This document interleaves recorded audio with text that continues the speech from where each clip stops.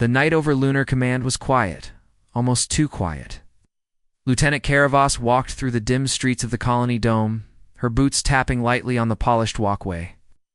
Above her, the transparent dome revealed the silver-gray surface of the moon, and beyond that, the black infinity of space.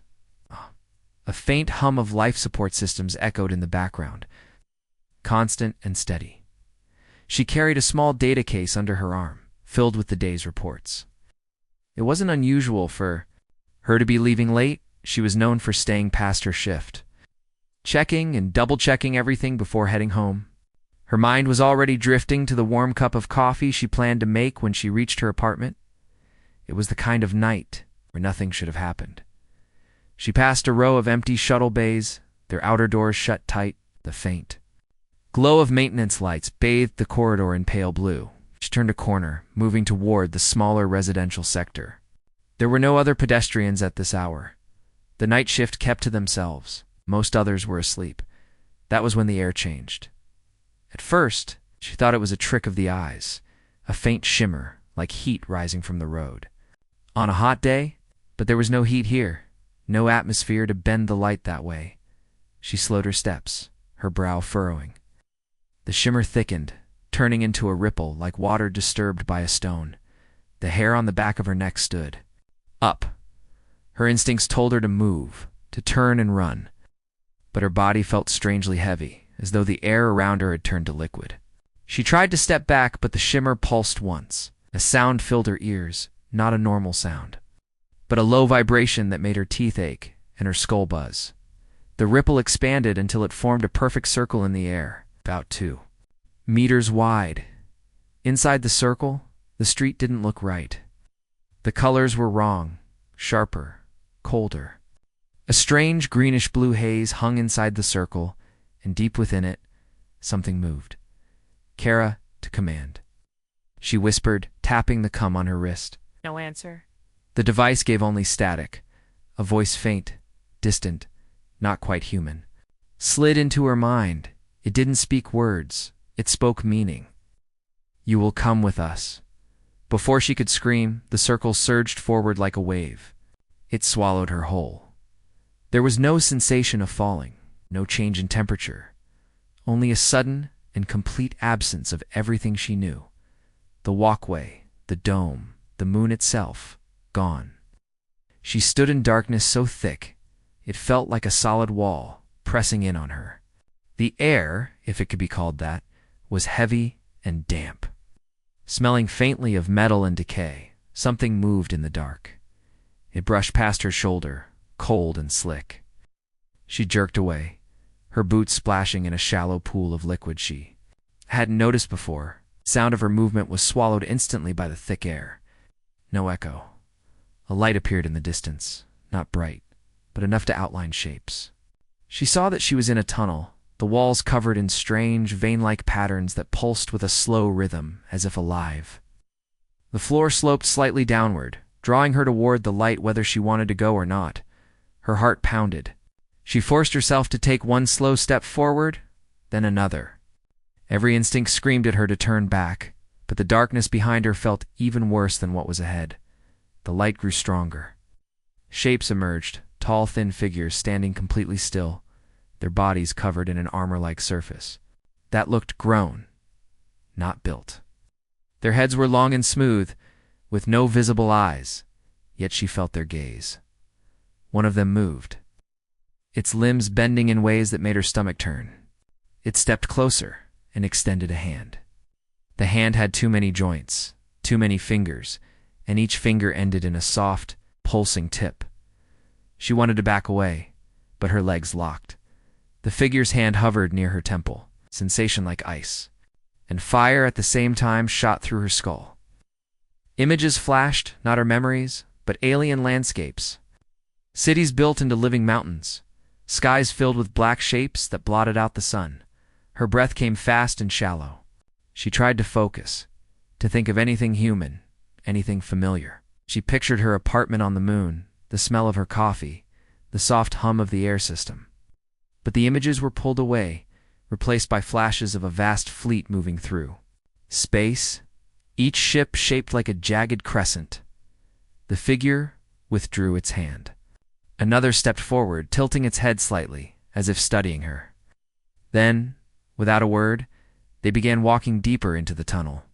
She felt an invisible pull, urging her to follow. Her body obeyed.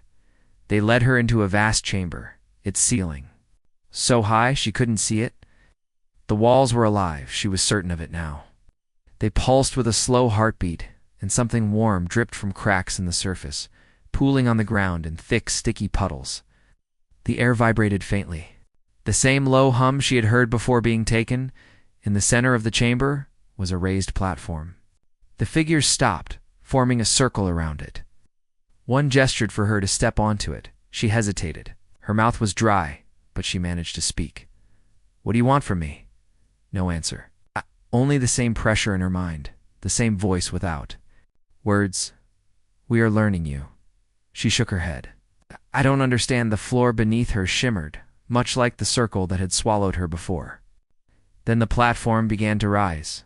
Air around her thickened, growing colder. Her ears popped, and her vision blurred. She felt something pressing against her chest, her lungs, her thoughts. It wasn't just her body they were holding her. Her knees buckled, and she dropped to the floor. The last thing she saw before the darkness closed in was the tall figure stepping forward again, its two long fingers reaching for her face, and then light. She was on the floor of her apartment, gasping for air. Her hands were shaking, her heart hammering so hard she could hear it in her ears. She looked around wildly. Everything was as she had left it. The coffee cup from that morning still sat on the counter. She stumbled to her feet, every muscle aching. She checked the clock on the wall. It was 23:47, the last time she remembered looking at it. It had been 23:10:37. Her CUM device lit up with dozens of missed calls and emergency pings from command. But before she could answer any of them, she realized her mouth was moving on its own, whispering words she didn't remember knowing. Her voice shook as the alien phrase left her lips. "They're coming." The air in her apartment felt wrong. It wasn't just the temperature, it was heavy, as if it carried something invisible, pressing against her skin. Kara's chest rose and fell too fast, her lungs desperate for oxygen that didn't seem to help. She grabbed the edge of the kitchen counter to steady herself, staring at her shaking hands. The alien words still echoed in her ears. She didn't even know what language they belonged to. She had felt their meaning more than heard them. "They're coming." Who or what? Her CUM device buzzed again, the screen flashing command urgent respond immediately. She hesitated.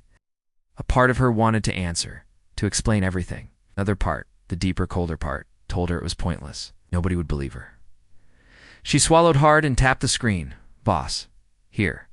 The voice that answered was sharp and tense. "Lieutenant, where have you been? We lost visual on you 37 minutes ago. Your biometrics flatlined for 9 of those. Are you injured?" Kara's gaze drifted toward her front door. It was still locked. "I don't know," she said honestly. "Stay where you are. Security team is en route." The line went dead. Before she could reply, she was still staring at the CUM when the temperature dropped. Not the whole room, just the air directly behind her. The hairs on her neck rose. Slowly, she turned. Her apartment's far wall seemed to ripple, just like the air had in the street before she was taken. This time, it was faint, not yet forming into a full circle, but enough to make her heart slam in her chest. She took a step back. No, not again. The ripple stopped. The wall went still. She blinked, and it was just a wall again. She didn't believe it for a second. A heavy knock rattled her door, making her flinch. "Lieutenant Voss, open up." She hurried to the door, unlocked it, and stepped aside as 2 armed security officers pushed in, weapons ready. A medic followed, scanning her with a portable diagnostic wand. Her readings came up. "Wrong?" The medic's brow furrowed. "Ma'am, your core temperature is 3 degrees below normal. And your heart rate? It's slow." Kara swallowed. Slow. Slower than it should be for someone standing and talking to me. It's not possible.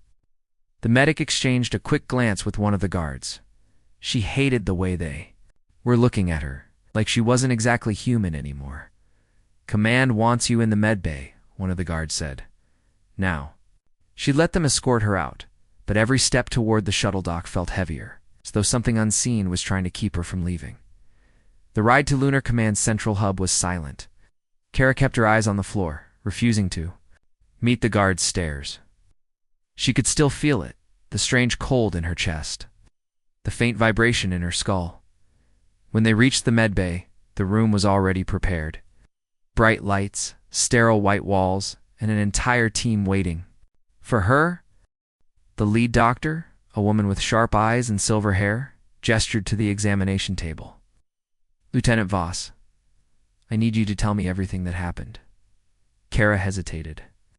She could tell them the truth, that she had been pulled through a rip in reality into some kind of living alien structure, surrounded by creatures that had no eyes but still saw her.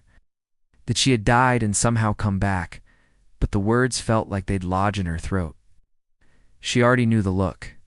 She'd get in return instead. She said, "I was walking home, and I blacked out. When I woke up, I was in my apartment." The doctor's lips pressed into a thin line. "We'll need to run a full scan." They slid her into the medical scanner. As the machine hummed around her, Kara closed her eyes, trying not to think about the 37 missing minutes halfway through the scan. She felt it. A flicker not in her mind, but inside her body. Like something shifting, adjusting, just beneath the surface. Her eyes snapped open. Through the glass of the scanner, she could see the doctors looking at the monitor. One of them swore under his breath. The lead doctor tapped the screen. "That's not normal." They helped her sit up, and the doctor showed her the display. It was her brain scan. Only there was something in it. A faint, almost transparent structure woven into the neural pathways, like a web. "What is that?" Kara asked, her voice shaking. The doctor didn't answer. Instead, she glanced at the guards. "Take her to observation room 2. No contact with anyone until we figure this out." The guards stepped forward. Kara backed away. "Wait, I'm not," but she never finished the sentence. The vibration in her skull surged, and suddenly she could see the guards. Not just their faces. She could see their heartbeats, their blood pumping, the tension in their muscles. And behind them, shadow moved along the wall, stretching unnaturally even though nothing in the room was casting it. The shadow reached toward her, shape bending and twisting into something long-fingered and inhuman. She stumbled back against the scanner. "Do you see that?" she shouted. The guards exchanged confused looks. "See what?" "The shadows." Hand brushed her shoulder, and cold fire shot through her. Her knees gave way, and she hit the floor. The last thing she heard before blacking out was that same alien voice, curling into her thoughts like smoke. "We are not done." Her body was gone. Not just gone from the medbay, not just gone from Lunar Command, gone from everything. Kara floated in a place without light, without air, without the comfort of time passing. She didn't feel her lungs burning for breath, didn't feel her heart racing. In fact, she didn't feel her heart at all. She had the vague sense that she should be terrified. But even fear was strange here. It wasn't quiet. There was a low, endless hum in the dark, like the sound of 1,000 voices whispering underwater. Every time she thought she recognized a word, it slipped away again. She tried to move her hands to reach for something, anything, but there was no body to move. She was only thought. A faint shimmer appeared in the distance. Not light exactly, but the suggestion of shape. She felt herself drawn toward it without choice. The closer she came, the more it formed into something vast and alien, a structure that seemed to stretch into infinity, made of both stone and living tissue. Its surface moved in slow ripples, like it was breathing. Something was waiting for her there. It wasn't the Kyr, she could feel that immediately. The Kyr were sharp and cold, their presence cutting like glass. This thing was old, older than the Kyr, older than the human race, and it radiated a pressure that made her feel small, like a child standing at the foot of a mountain. Kara Voss. The voice wasn't sound. It was inside her, woven into her thoughts before she could resist. "Who are you?" she demanded. though she wasn't sure she was speaking at all. That is not important. What matters is this. You have touched death, and I have touched you, eh? Chill moved through her mind, a sensation that somehow reached into the empty space where her body should be. She wanted to recoil, but there was nowhere to go. What do you want? To warn you. The voice pulsed like a heartbeat. The Kier are not what you think. They are only the beginning. Your species is unprepared. Kara's thoughts raced. And then, help us. A long pause. Then there is a price. Her instincts told her to refuse. Every survival lesson she had ever learned screamed against making a deal with something she didn't understand. But there was something underneath its words. An image of Earth, burning, oceans boiling, cities collapsing into ash. And above, it all shapes in the sky so massive they blotted out the sun. What kind of price? She asked, her voice low. You will carry me. I will give you what you need to survive for a time. But every gift takes something in return. She hesitated. If I say no, then you return to the dark, and your kind will follow soon after. Kara's mind raced. She thought about her crew, her friends, the millions of people who lived under Lunar Command's protection. She thought about never feeling sunlight on her skin again. I'll do it, she said. The hum grew louder, surrounding her, until it was the only thing she could hear. Then we begin. Pain tore through her, sudden and blinding. Wasn't the pain of flesh? She had none here, but something deeper, like her very self, was being cracked open. She felt something enter her, a presence settling in her mind like an anchor dot, and then light exploded around her. Air slammed into her lungs. Her heart lurched, then began to pound. She coughed violently, blinking against the harsh glow of the medbay's ceiling lights. Voices shouted around her. Hands grabbed her shoulders. She's back, someone yelled. We've got a pulse, Kara gasped, trying to focus. The medics were clustered over her, wide-eyed, moving with frantic precision.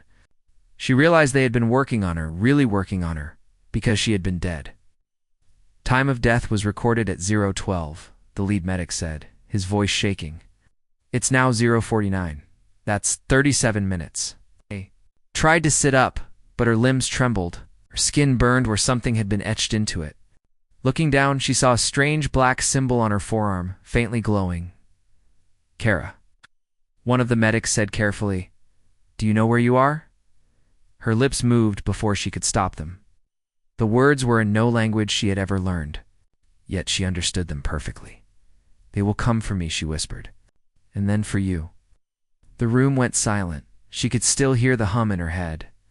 And beneath it, the slow, patient breath of the thing that now lived inside her. The medbay felt too bright, too loud. Every light overhead stabbed into her. Skull, like a needle. Every voice was too sharp, cutting into her ears with painful clarity. Kara squeezed her eyes shut, but it didn't help. She could still feel the people in the room. The slow thump of their hearts, the twitch of muscles. Beneath their skin, even the metallic tang of their sweat. She wasn't supposed to sense any of that. The medics kept glancing at the strange black mark on her forearm, whispering to each other in tight, clipped tones. The symbol pulsed faintly, as if in time with her heartbeat, or maybe the other way around. One of the medics stepped closer. Lieutenant Voss, we're transferring you to secure observation. You've been through a traumatic. Kara's head snapped toward him before he finished. There are 2 guards outside. One's left-handed, and the other's afraid of elevators. Medic froze. How could you possibly know? I can hear his pulse spike every time the lift stops, she said flatly. The medic's face drained of color. Before anyone could respond, the doors to the medbay slammed open. A tall man in a black uniform stepped inside, flanked by the 2 guards she had just described. His voice was deep, commanding. Lieutenant, I'm Commander Rains. You're coming with us. Kara's instincts screamed at her, not because of the man's tone, but because of the faint shimmer clinging to the edges of his outline. She could see it as clearly as the glow on her arm. Something was wrong with him. She shook her head. No, Rain's eyes narrowed. That wasn't a request. The hum in her skull surged, and without thinking, she moved. One heartbeat, she was sitting on the medbay bed. The next, she was standing directly in front of him. her fingers gripping his wrist before he could react. She didn't squeeze. She didn't have to. He gasped and staggered back, clutching his arm like it was on fire. The guards raised their weapons, but Kara was already gone from their sights behind them now, moving faster than she should have been able to. She could hear their confusion, taste the sudden spike of adrenaline in their blood. "Stop," Rains barked, but it sounded distant to her, like he was speaking through water. The mark on her arm flared hotter, and for an instant the room shimmered. Her vision split. She saw both the med bay and something else layered over it. A dark corridor of living walls. Veins glowing faintly, shapes moving just out of sight. The two realities flickered back and forth until her stomach churned. She staggered, gripping the wall to steady herself. The alien voice slid into her mind again, cold and certain. "You are not ready, but you will be." Her knees buckled and she collapsed. Strong hands grabbed her before she hit the floor. When she opened her eyes again, she was in a smaller room. No windows, just a single door and a table. A bright light hung overhead. The hum of the ventilation was the only sound. Door opened and Rain stepped in alone. His expression was unreadable. "Lieutenant," he said slowly, "I've seen strange things in my time, but nothing like you. You were dead for 37 minutes. Now you're something else." Kara's throat felt dry. "You have no idea." Rains leaned forward. "Then tell me, what happened to you?" Her eyes locked on his, and for a moment she considered telling him everything, the void, the voice, the deal. But something deep inside warned her, not yet. Instead, she said, "You wouldn't believe me." Rains studied her for a long moment. "Try me." The hum in her skull grew louder, and she knew the truth. Whatever was inside her didn't want her to speak. Not here, not to him. She leaned back in her chair, her voice steady. "You'll find out soon enough. Because they're coming." The lights in the room flickered once, twice, and in that brief moment of darkness, Kara swore she saw a shadow move across the wall behind Rains. A tall, thin shape with too many fingers. When the light steadied again, the shadow was gone. The first time Kara saw them in her mind, she was lying on the narrow cot in observation. The room was dark except for the faint strip of light under the door. She had been staring at the ceiling for hours, trying not to think about the humming in her skull or the way the mark on her arm pulsed whenever she closed her eyes. But then, the ceiling was gone. It wasn't a dream, she knew it wasn't. One heartbeat she was in the room, the next she was standing somewhere impossibly far away. Looking out over an alien fleet, they were Kier warships. She recognized the crescent-shaped holes from classified intelligence briefings, but now she saw them in perfect detail. Every weapon port, every exhaust vent, every vulnerable seam in their armor plating. Her breath caught. She knew she wasn't just seeing them, she was there. The alien voice stirred inside her. "They cannot hide from you now." Kara's hands curled into fists. "Why are you showing me this?" "Because you will destroy them." The vision collapsed, and she was back in her cot, her heart racing. She didn't sleep after that. By morning, she had memorized the layout of the ships she'd seen. Weak points, entry routes, even the patrol patterns of the smaller escorts. It was all burned into her mind, like she'd studied them for years. When Rains came in with another round of questions, she cut him off before he could start. "Can find them, Akir. I know where they are, and I can get us inside their ships." His eyes narrowed. "You're going to have to explain that." "I can't explain it," she said. "I can only show you. But if you don't act, they'll strike first. And when they do, we won't have time to respond." He studied her for a long moment, then left without another word. An hour later, she was on a covert transport bound for a hidden command post, deep in the moon's southern craters. The officers there weren't regular military. They were black ops, the kind of people who operated off the books. Kara could tell just by the way they moved, their faces locked in expressions that never quite softened. In the briefing room, a hologram of the Kier fleet rotated slowly in the air. An intelligence officer pointed to it. "These ships vanished from our scans 6 months ago. We've been blind ever since." You say you can find them? Kara stepped forward and began marking points on the hologram. Here and here. They're hiding in the shadow of a dead star system beyond the Perseus Gap. Their fleet's engines are running cold. But they can't mask the energy signatures in their forward batteries. The officers exchanged skeptical looks until she began pointing out the structural weaknesses in their armor. Details no human should know. Who told you this? One of them demanded. No one, Kara said. I saw it. The room went silent. Rains finally spoke. If she's right, this could be our only chance to hit them before they hit us. Prepare a strike team. For the next 2 days, Kara trained with the unit that would go with her. She moved like she had been born for it, faster, sharper, deadlier than before her abduction. Every time she picked up a weapon, her hands adjusted automatically, finding the perfect grip. Every time she ran through combat simulations, reflexes outpaced even the veterans. She told herself it was just adrenaline, but deep down she knew it was more. The entity inside her whispered sometimes during the drills, offering subtle corrections, nudging her to move a certain way, to aim a little higher, to step a little to the left. And every time she listened, she was perfect. But perfection came with something else. At night, she would wake with her hands clenched, her fingernails digging into her palms, because she'd been dreaming of hunting Kier soldiers through the corridors of their own ships, and enjoying it. On the third day, the mark on her arm burned hotter than ever. She knew without being told the Kier were moving. She found Rains in the command center. It's time. He didn't ask how she knew. He just gave the order to launch, as the strike team's shuttle lifted from the moon's surface. Kara strapped herself in and closed her eyes. The vision came instantly. The Kier fleet still, in its hiding place, unaware that humanity was about to strike back. The alien voice whispered, pleased. They should not have let you live.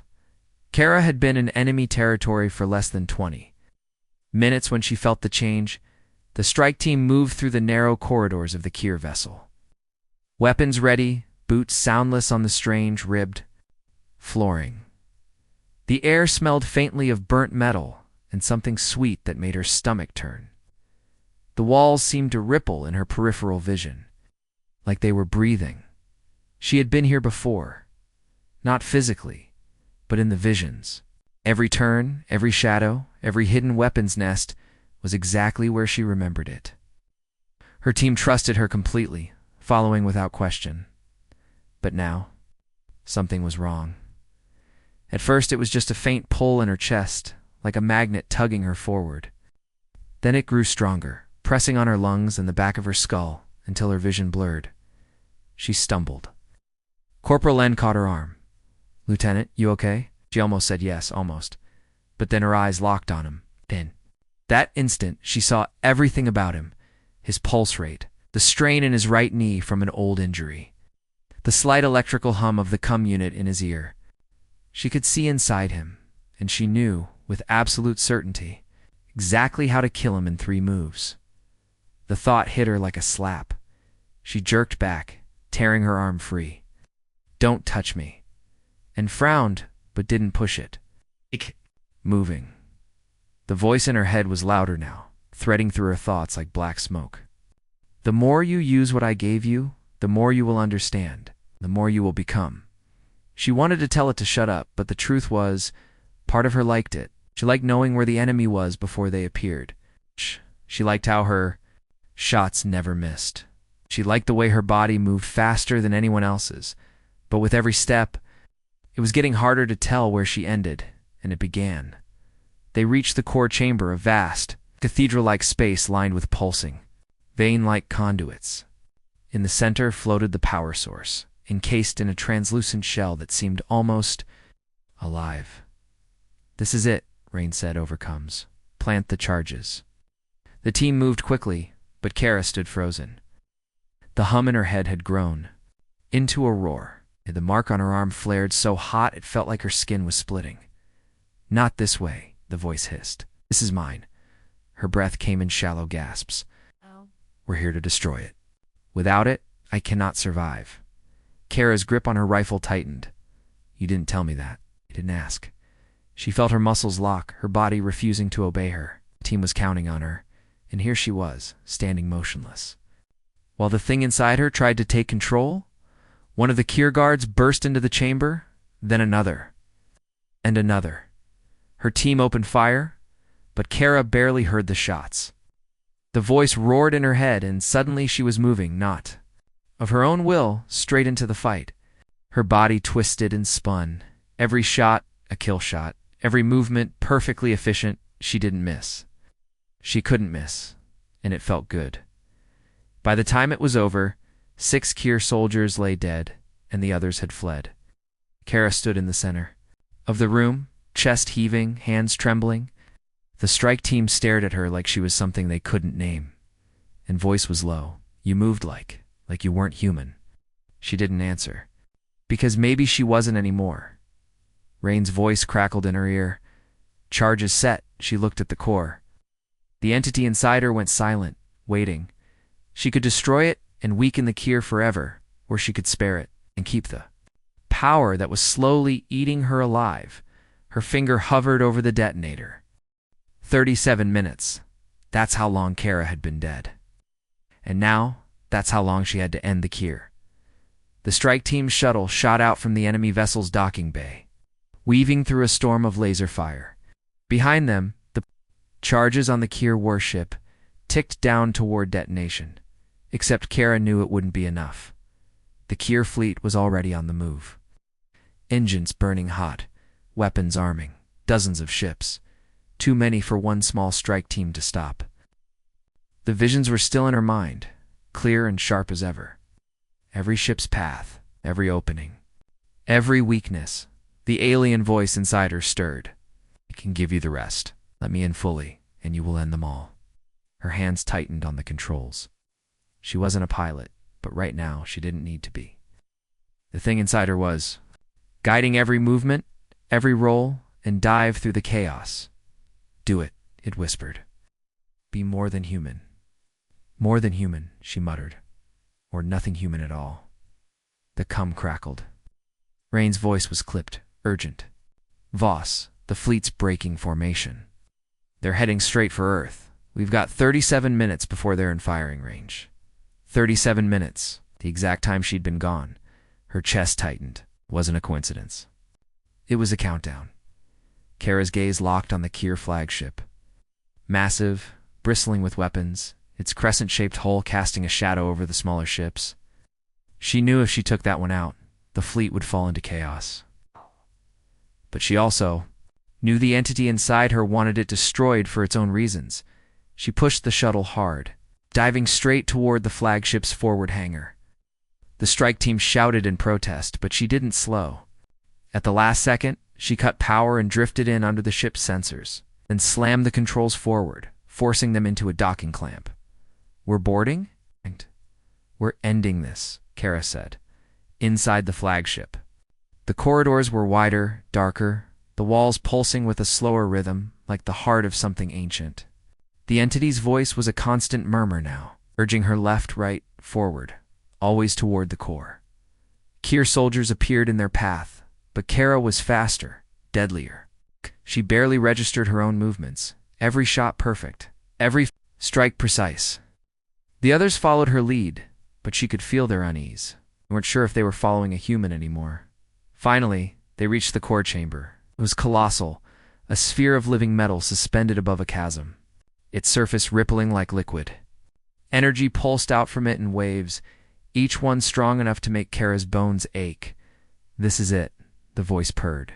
I'll break it, and they die. Leave it, and you will be unstoppable. Kara stood frozen, the detonator in her hand, a reflection in... The rippling core wasn't hers anymore. The eyes looking back were black, bottomless. Rain's voice cut through the cums. Voss, we're out of time. She had a choice. Destroy the core and weaken herself forever. Or keep it and risk becoming the very thing she hated. Her thumb pressed the trigger. The explosion tore through the flagship, a flash so bright it burned into her vision. The shockwave ripped across the fleet, and one by one, Kier ships went dark, drifting lifeless in space. In the silence that followed, Kara floated in the void, the shuttle rocking from the aftershocks. She could feel the entity in her, smaller now, quieter, but still there. "This is not over," it whispered. She stared at Earth through the shuttle's viewport, safe for now, and let out a slow breath. "No," she said softly. "It's just beginning." Somewhere deep inside, the alien presence smiled.